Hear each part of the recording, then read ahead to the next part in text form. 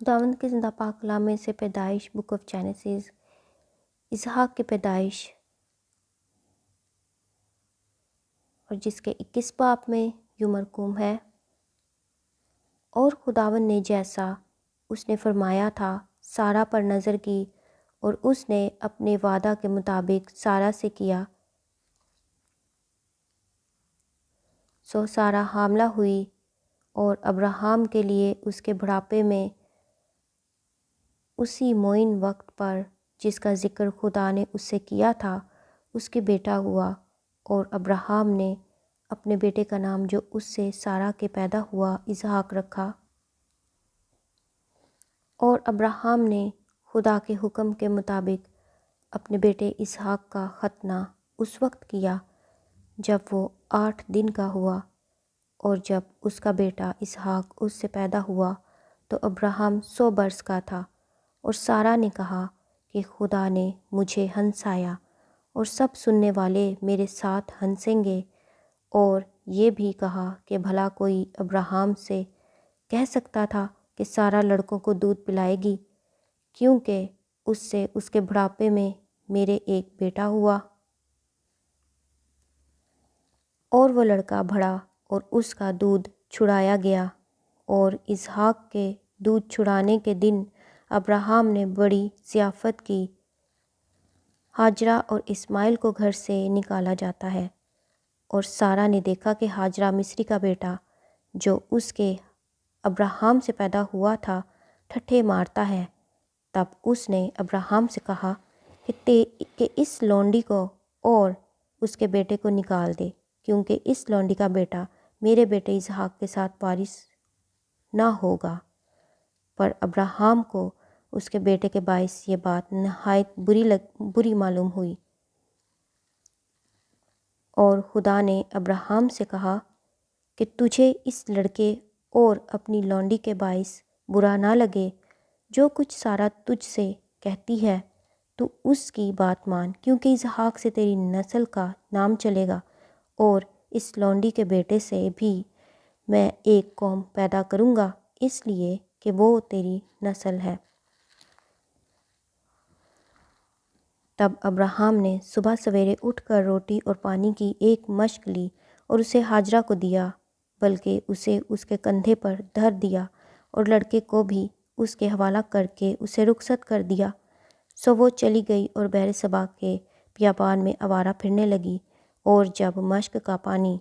ختم ہو گیا تو اس نے لڑکے کو ایک جھاڑی کے نیچے ڈال دیا، اور آپ اس کے مقابل ایک تیر کے ٹپے پر دور جا بیٹھی، اور کہنے لگی کہ میں اس لڑکے کا مرنا تو نہ دیکھوں۔ سو وہ اس کے مقابل بیٹھ گئی اور چلا چلا کر رونے لگی، اور خدا نے اس لڑکے کی آواز سنی، اور خدا کے فرشتہ نے آسمان سے ہاجرہ کو پکارا اور اس سے کہا، اے ہاجرہ، تجھ کو کیا ہوا؟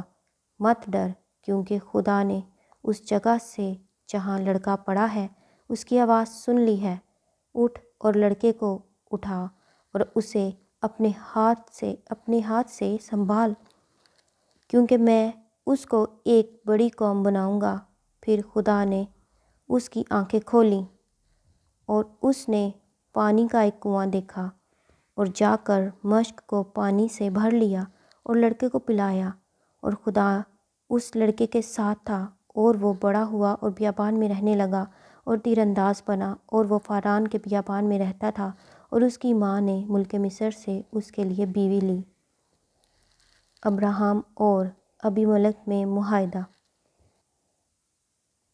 پھر اس وقت یوں ہوا کہ ابی ملک اور اس کے لشکر کے سردار فکول نے ابراہیم سے کہا کہ ہر کام میں جو تو کرتا ہے خدا تیرے ساتھ ہے، اس لیے تو اب مجھ سے خدا کی قسم کھا کہ تو نہ مجھ سے، نہ میرے بیٹے سے، اور نہ میرے پوتے سے دغا کرے گا، بلکہ جو مہربانی میں نے تجھ پر کی ہے ویسی ہی تو بھی مجھ پر اور اس ملک پر جس میں تو نے قیام کیا ہے کرے گا۔ تب ابراہیم نے کہا، میں قسم کھاؤں گا، اور ابراہیم نے پانی کے ایک کنویں کی وجہ سے جسے ابی ملک کے نوکروں نے زبردستی چھین لیا تھا ابی ملک کو جھڑکا۔ ابی ملک نے کہا، مجھے خبر نہیں کہ کس نے یہ کام کیا، اور تو نے بھی مجھے نہیں بتایا، اور نہ میں نے آج سے پہلے اس کی بابت کچھ سنا۔ پھر ابراہیم نے بھیڑ بکریاں اور گائے بیل لے کر ابی ملک کو دیے، اور دونوں نے آپس میں عہد کیا، اور ابراہیم نے بھیڑ کے 7 مادہ بچوں کو لے کر الگ رکھا، اور ابی ملک نے ابراہیم سے کہا کہ بھیڑ کے ان 7 مادہ بچوں کو الگ رکھنے سے تیرا مطلب کیا ہے؟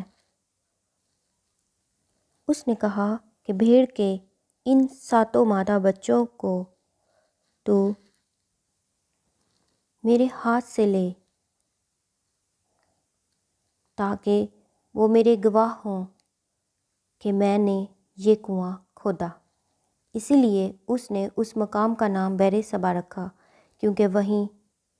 ان دونوں نے قسم کھائی۔ سو انہوں نے بئر صبا میں عہد کیا۔ تب ابی ملک اور اس کے لشکر کا سردار فیکل دونوں اٹھ کھڑے ہوئے اور فلسطینیوں کے ملک کو لوٹ گئے۔ تب ابراہیم نے بئر صبا میں جھاؤ کا ایک درخت لگایا، اور وہاں اس نے خداوند سے جو ابدی خدا ہے دعا کی، اور ابراہیم بہت دنوں تک فلسطینیوں کے ملک میں رہا۔ خداوند کے زندہ پاک کلام کے پڑھے اور سنے جانے پر خداوند کی خاص برکت ہو۔ خدا کا شکر ہو، آمین۔